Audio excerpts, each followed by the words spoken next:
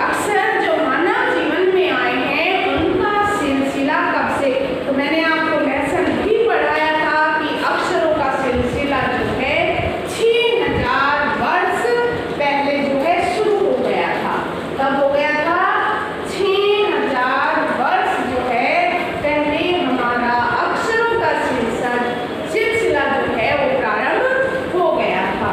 तो उससे पहले जो है मानव अपने विचार आदान प्रदान कैसे करता था, ये भी एक क्वेश्चन बन सकता है कि मनुष्य जो है अपने विचारों का आदान प्रदान, यानी कि अपने विचार मुझे उसको बोलने हैं, उसके विचार क्या हैं उसने मुझे बोलना है, तो हमने अपने विचारों का कैसे आदान प्रदान करना है, इस तरीके की क्वेश्चन उभरते हैं।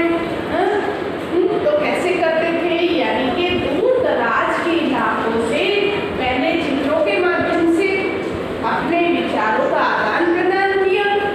पता है ना आपको? फिर जो है उन्होंने एक सूर्य का चित्र बनाया है, यानी कि गोल वृत्त में जो है ऐसे छोटी बड़ी किरणें निकाल दी। इससे ये ज्ञात होता है कि ये ताप संबंधी, यानी कि इससे जो है हमें ताप मिलता है, जिससे सूर्य से। तो इसके बारे में जानकारी मिली कि इससे जो है सूर्य से हमें धीरे धीरे क्या मिलने लगा? ताप मिलने लगा। तो इस प्रकार जो है अक्षरों का सिलसिला हमारे जीवन में प्रारंभ होने लगा। दूर दराज के इलाकों में जैसे धीरे धीरे अक्षर आए तो जो है वो अपने हिसाब किताब को लिखकर रखने लगा। तो जैसे जो है हिसाब किताब को लिखकर रखने लगा तो मनुष्य बेटा उस समय से क्या कहा जाने लगा? सभ्य। क्या कहा जाने लगा? उस समय से जो है मनुष्य सभ्य कहलाने लगा, यानी कि वो अपने हिसाब किताब को जो है लिखकर रखने लगा था। तो इस तरीके से आपके भिन्न क्वेश्चन आते हैं उसमें। पाठ में ऐसा क्यों कहा गया है कि अक्षरों के साथ एक नए युग की शुरुआत हुई? ये भी आपका क्वेश्चन इसमें बनता है कि अक्षरों के साथ साथ जो है एक नए युग की शुरुआत कैसे हुई? हाँ, तो अक्षरों के साथ साथ नए युग की शुरुआत तो हुई, क्योंकि हमारा इतिहास जो है प्राचीन काल से जैसे कुतुब मीनार वगैरह जैसे प्राचीन काल से जो है इतिहास उसमें लिखा जाने लगा, जो कि आज हम उसको कर सकते हैं। अगर प्राचीन काल में अक्षर ना होते तो उसके इतिहास का समय का हमें क्यों पता लगता? कैसे पता लगता? पहले किसका राज्य था, फिर किसका था, फिर उसके बाद से पहले से किसका था? तो ये क्या है, हमें इतिहास से ही सारी जानकारी प्राप्त हुई है। किसके माध्यम से? अक्षरों के माध्यम से ही हमें जो है इतिहास की जानकारी प्राप्त होती है। हिसाब किताब को लिखने लगा था अपना, जैसे जैसे इसकी खोज हुई थी अक्षरों की, तो मनुष्य अपने हिसाब किताबों को लिखने लग गया था, तभी से मानव सभ्य कहा जाने लगा। अक्षरों की खोज के बाद ही मानव अपना इतिहास लिखना शुरू कर दिया। जैसे मैंने बताया अभी, अगर अक्षर ना होते तो हमें पूर्व जो प्रागैतिहासिक काल की जानकारी कैसे मिलती अगर अक्षर ना होते तो? इसका मतलब यह है कि मानव ने अपनी जाति और देश के बारे में लिखना शुरू कर दिया। किस जाति है, क्या देश है, क्या देश का रहन सहन है, क्या इसका इतिहास है। अपने अक्षरों की खोज के बाद ही मानव की उन्नति हुई, धीरे धीरे जो है प्रगति होती गई। जैसे जैसे तकनीकी बढ़ती गई, इसलिए जो है वह कहना उचित है, क्या कहना उचित है कि अक्षरों की खोज के साथ जो है एक नए युग की शुरुआत, युग की अपने आप शुरुआत हो गई जब इतिहास लिखा जाने लगा। जब इतिहास की रचना होने लगी, इतिहास को लिखा जाने लगा, तो उस युग की तो अपने आप ही विकसित होने लगा ना ये युग। फिर आपका ये क्वेश्चन बन सकता है कि अक्षरों के ज्ञान से पहले मनुष्य अपनी बात को दूर दराज की इलाकों तक पहुंचाने के लिए किन किन माध्यमों का सहारा लेता था। कि जो प्रागैतिहासिक काल में यानी कि प्राचीन काल में मनुष्य अपनी बातें दूर दराज के इलाकों तक पहुंचाना चाहता था, अपने रिश्तेदारों, अपने सगे संबंधियों के द्वारा के पास भेजना चाहता था अपनी बातें, तो कैसे भेजता था, ये क्वेश्चन बनता है आपका। तो अक्षरों के जो है ज्ञान से पहले, जब तक हमारे पास अक्षरों का ज्ञान नहीं था, मनुष्य अपनी बात को जो है दूर दराज के इलाकों में पहुंचाने के लिए चित्रों का सहारा लेता था। जैसे मैंने आपको पहले बताया, ये आपको चित्र भी सामने अंकित किए हैं, चित्रों का सहारा लेता था। ये चित्र पशु, पक्षियों और आदमियों के भी होते थे। किस किस के चित्र होते थे? पशु, पक्षी और आदमियों के भी बेटा चित्र होते थे। चित्र संकेतों द्वारा ही, चित्र के संकेत से, संकेत इशारा, चित्र के इशारों से, चित्र के संकेतों के द्वारा ही मनुष्य अपनी बात को समझाने का प्रयास करता था कि वो क्या कहना चाहता है। इस प्रकार जो है चित्र ही भाषा को व्यक्त करने के माध्यम होते थे। यानी कि प्रागैतिहासिक काल में चित्र ही जो है हमारी बातों को उनके समक्ष रखने के लिए एक सहारा होता था, एक माध्यम होता था कि वो हम क्या कहना चाहते हैं और वो क्या कहना चाहते हैं। तो ये चित्र ही जो है हमारी भाषा का एक माध्यम था। ये चित्र के इशारे से ही उनको समझाना पड़ता था कि हम क्या कहना चाहते हैं और वो क्या कहना चाहते हैं। फिर आपका और क्वेश्चन बन सकता है कि अक्षरों के महत्व की तरह ध्वनि के महत्व के बारे में भी जितना जानते हो बताइएगा। ध्वनि, आवाज, ध्वनियों का जो है कोई अर्थ नहीं होता। ध्वनि समझते हो ना, आवाज, ध्वनि का जो है उसका कोई अर्थ नहीं होता।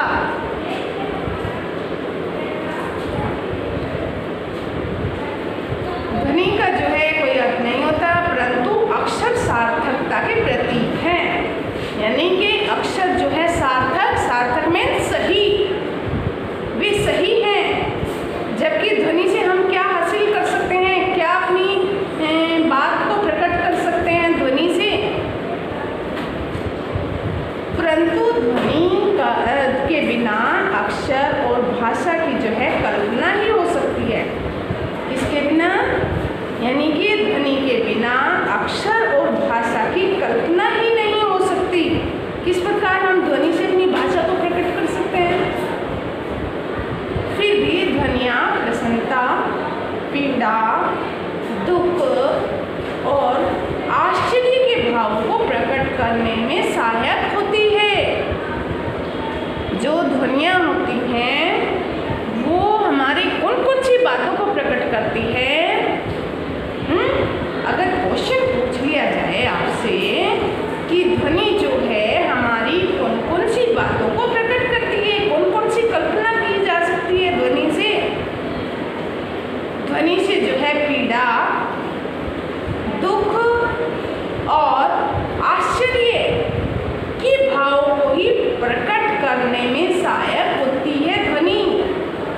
जबकि हमारी बातें या दूसरे के विचार या हमारे विचार एक दूसरे को प्रकट नहीं कर सकते ध्वनि। तो इस प्रकार जो है लेखक ने अलग अलग प्रश्नों के माध्यम से अपने अलग अलग जो हैं विचार किए हैं कि अक्षर ना होते तो हम क्या होते, अक्षर हो के बिना हमारा जीवन कैसा होता। इस तरीके से भिन्न भिन्न क्वेश्चन बन सकते हैं इसमें से। अब जैसे आपका एक क्वेश्चन बन जाता है कि मौखिक भाषा का, मौखिक और मुंह से बोलने वाली, जानते हो ना मौखिक भाषा। मौखिक भाषा कौन सी होती है? जो हम अपनी बात, अपने विचार दूसरों को बोलकर प्रकट करते हैं, उसको मौखिक भाषा कहते हैं बेटा। और दूसरों के विचार जो वो बोलकर हमारे सामने प्रकट करता है उसको मौखिक कहते हैं। और लिखित में जो हम लिखकर, पत्रों द्वारा या संदेशों द्वारा लिखकर भाषा को प्रकट करते हैं वो लिखित भाषा कही जाती है। तो इसमें क्वेश्चन उठता है एक कि मौखिक भाषा का जीवन में क्या महत्व होता है। इस पर शिक्षक के साथ कक्षा में बातचीत करो। हाँ, बच्चे जो हैं कक्षा में मौखिक भाषा के संबंध में अपने अध्यापक से, अपने पेरेंट्स से बात कर सकते हैं। मौखिक भाषा का विशेष महत्व है। हर बच्चा सबसे पहले मौखिक भाषा को ही सीखता है। जैसे आपको पता है जब छोटा शिशु होता है बेटा, शिशु यानी कि छोटा बच्चा, जब वो बोलना सीखता है तो सबसे पहले क्या बोलता है? मौखिक भाषा बोलता है कि लिखना शुरू हो जाता है? लिखना नहीं शुरू होता ना, तो वो मुंह से बोलता है। क्या बोलता है? प प प प। पहले वो व्यंजन स्वर बोलता है, अ अ अ अ, अ अ अ अ। तो ये क्या है? उसके जो है वर्ण हैं, ये सबसे पहले छोटा बच्चा वर्णों के माध्यम से सीखता है। जैसे जैसे बड़ा होता जाता है शब्द का प्रयोग करने लगता है, अक्षर का प्रयोग करने लगता है। हाँ, पहले पप्पा पप्पा कर रहे हैं, फिर जो है मम्मा मामा। हाँ, तो क्या है? ये व्यंजन वर्ण बोलता है पहले, उसके बाद जो है बच्चा एक शब्द बोलता है, मामा पापा दादा। पूरा शब्द बोल दिया ना बच्चे ने, तो ये क्या है? अक्षर बन गया एक।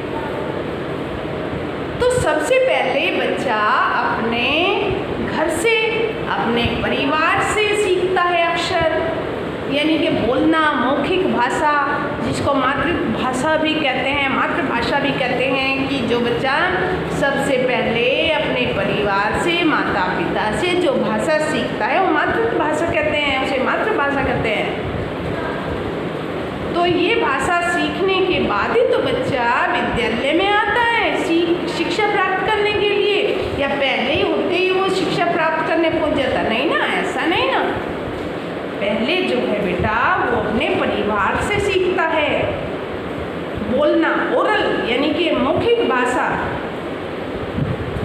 तो मौखिक भाषा को सुनता है बच्चा, फिर बोलकर अपने विचारों को प्रकट करने लगता है धीरे धीरे। एक अशिक्षित व्यक्ति भी मौखिक भाषा के द्वारा अपने जीवन को जो है सभी आवश्यकताओं की पूर्ति कर सकता है। जरूरी नहीं कि भाई पहले सभी पढ़े लिखे होते थे, सभी कुछ जानते थे, ऐसा नहीं था। एक अशिक्षित अगर व्यक्ति है वो भी अपने विचार बोलकर यानी कि मौखिक भाषा के द्वारा प्रकट कर सकता है।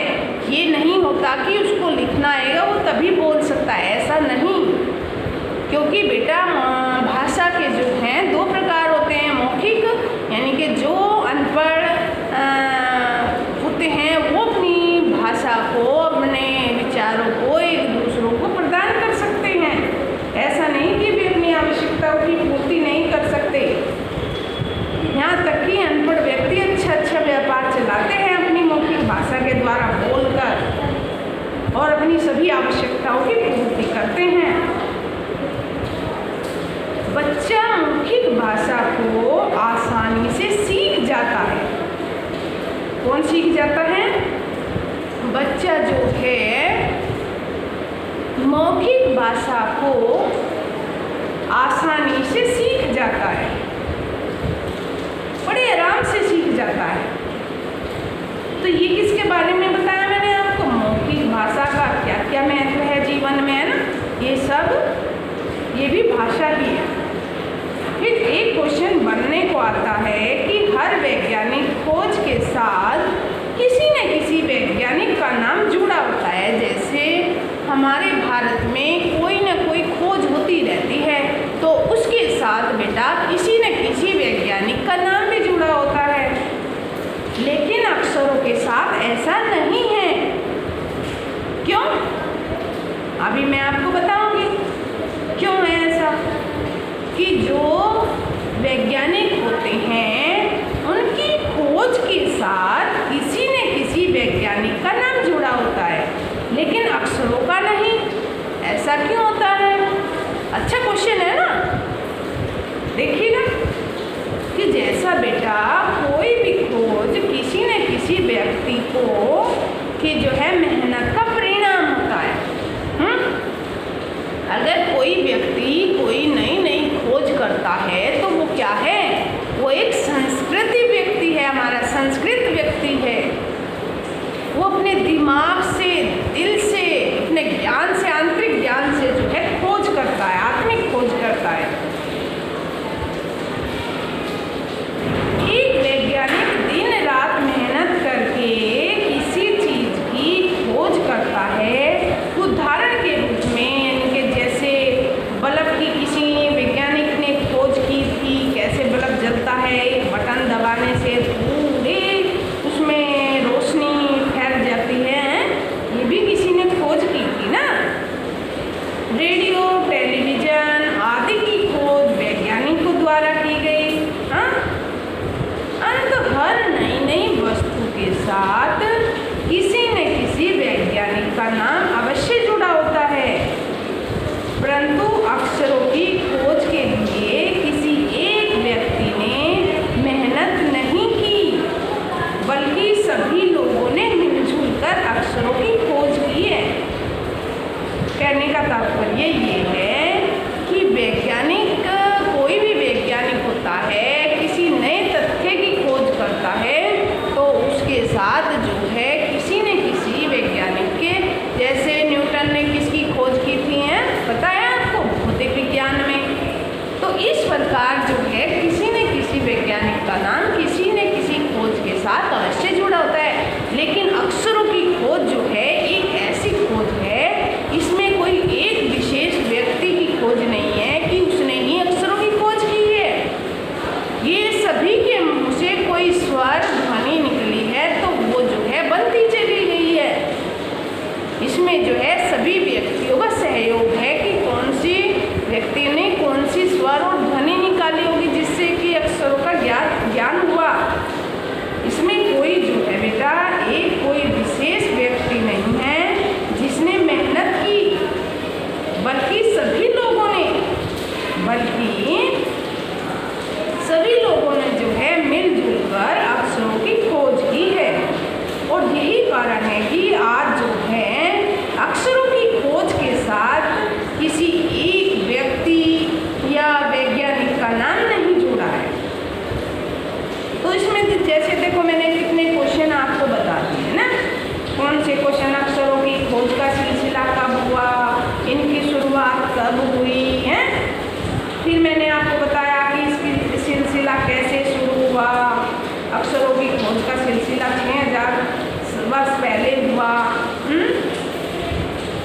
फिर इसमें बताया कि अक्षरों के ज्ञान से पहले मनुष्य अपनी बात को दूर दराज के इलाकों में कैसे जो है अपने विचार प्रकट करता था और दूसरों के विचार अपने आप को समझता था।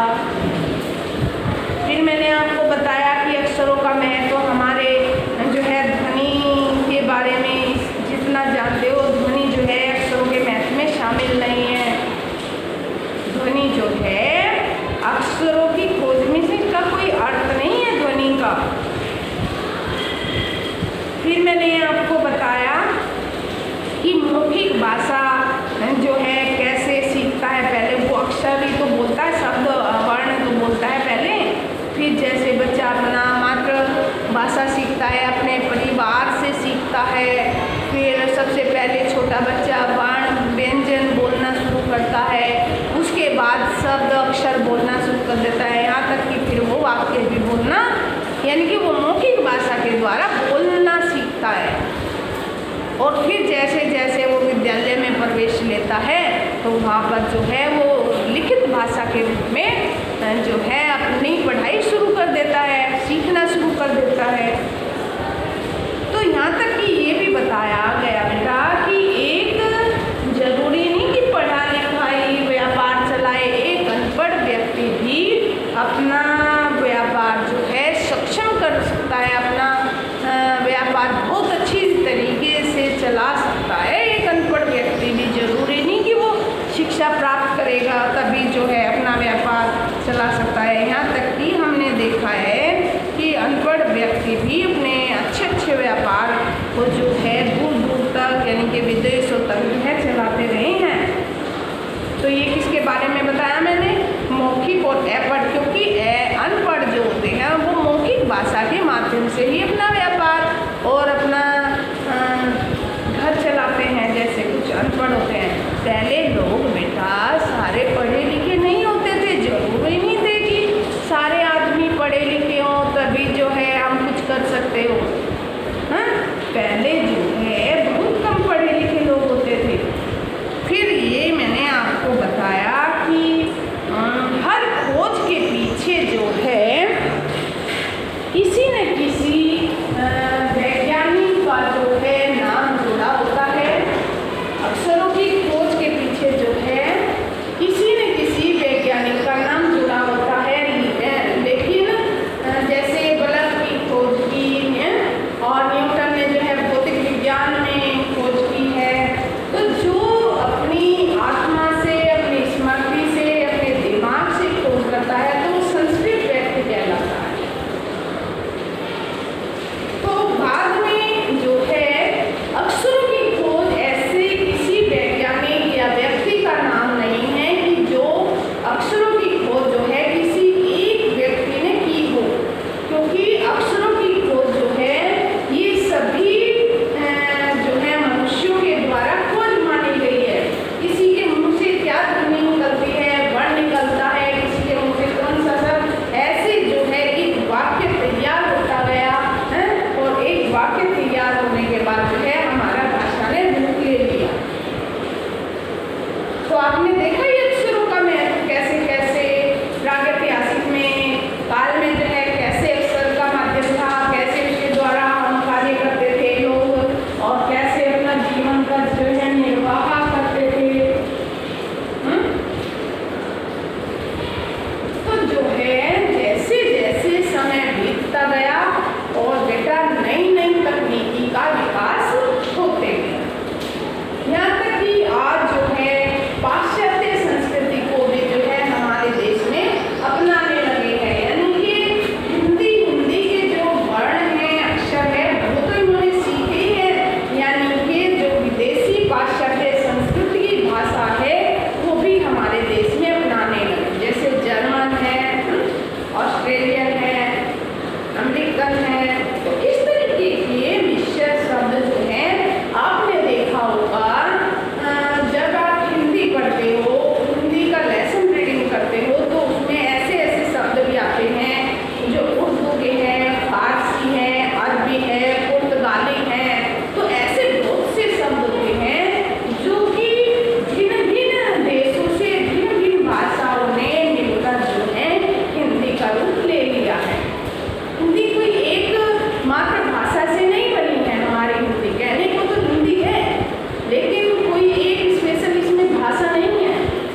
कबीर दास जी ने तो यहाँ तक कहा है कि जो हमारी भाषा है ये पंचमेल खिचड़ी है, कि जो हमने साहित्य कवियों ने, लेखकों ने साहित्य की रचना की अक्षरों के द्वारा, माध्यमों के द्वारा, तो वो जो है किसी एक भाषा से नहीं की है, वो बहुत सारी भाषाओं का जोड़ है। आपने जैसे